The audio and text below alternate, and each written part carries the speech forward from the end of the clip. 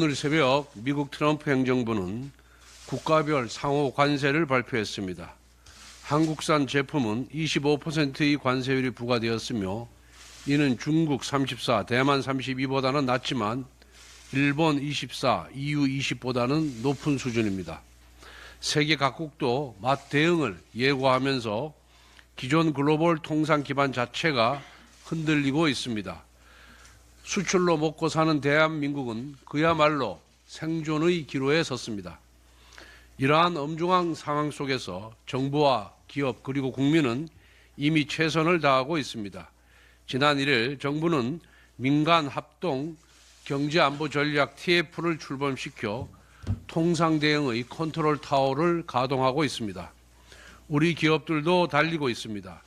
정의선 현대차 회장은 트럼프 대통령의 초청으로 백악관을 방문하여 양국 경제의 가교 역할을 하였고 수많은 기업인들이 무역 현장의 최전선에서 뛰고 있습니다.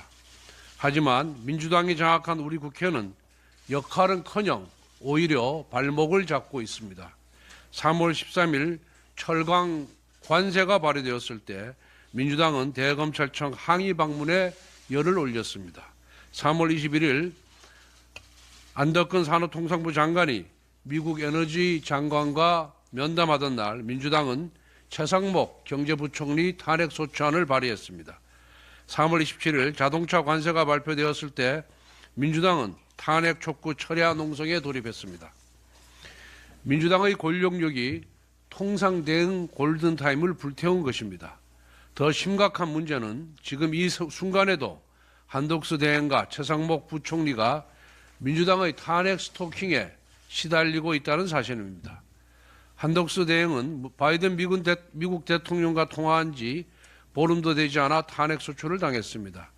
최상목 권한대행은 미국 베센트 재무장관과 면담한 지 3주 만에 탄핵 소추안이 발의되었습니다. 이 지경인 상황에서 대한민국이 미국과 어떻게 협상을 할 수 있겠습니까? 또 국제사회가 과연 한국과 제대로 된 논의를 하겠습니까? 민주당에 단호히 촉구합니다. 지금이라도 최상목 부총리에 대한 탄핵 소추안을 철회하십시오. 위기 국면에서조차 정치 공세에만 몰두한다면 국민과 역사는 민주당에 무거운 책임을 물을 것입니다. 우원식 국회의장께도 엄중히 요구합니다. 끝내 이재명이 국익 대신 자신의 권력력을 선택한다면 의장은 표결을 위한 본회의를 개최하지 말아야 합니다. 만약 이재명의 정치적 방탄복을 자처한다면 국회의장 역시 그 책임에서 자유로울 수 없음을 분명히 밝혀둡니다. 윤석열 대통령 탄핵 심판 선고를 앞두고 민주당은 불복과 극언의 난장판을 벌이고 있습니다. 며칠 전에는 헌법재판관을 향해 탄핵을 기각시키면 을사오적, 을사팔적 반역자라고 했습니다.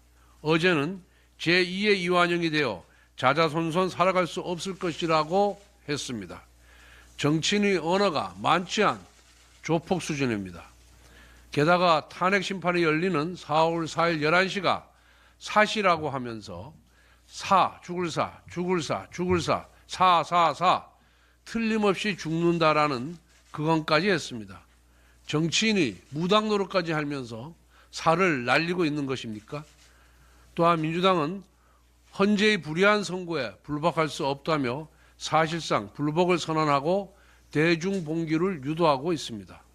민주당은 이런 그건을 내뱉으며 마치 자신이 독립운동가라도 되는 듯이 자신이 정의의 수호자라고 되는 듯이 망상에 빠져 있겠지만 사실은 내란 선동일 뿐입니다. 이재명 대표의 대권 탐욕에 아부하는 충성 경쟁일 뿐입니다. 반면 국민의힘 지도부는 여러 차례 탄핵 심판에서 어떠한 결과가 나와도 수용하겠다는 입장을 지속적으로 밝혀왔습니다.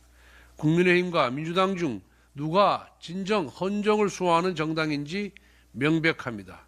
탄핵이 기각되어도 또 인용되어도 우리 사회의 갈등은 더욱 심각해질 것입니다. 이러한 상황에서 책임 있는 정치 세력이라면 지지자들의 감정을 다독이면서 차분하게 헌재 판결을 기다리는 것이 정도일 것입니다. 그런데도 민주당은 극단적인 언어를 난사하면서 사회 갈등을 오히려 내전 수준으로 악화시키고 있습니다. 거듭 촉구합니다. 민주당은 불법과 폭력을 획책하고 내란까지 선동하는 저급한 언어 배설을 즉각 멈추어야 합니다. 정당으로서의 최소한의 품격을 지키기 바랍니다.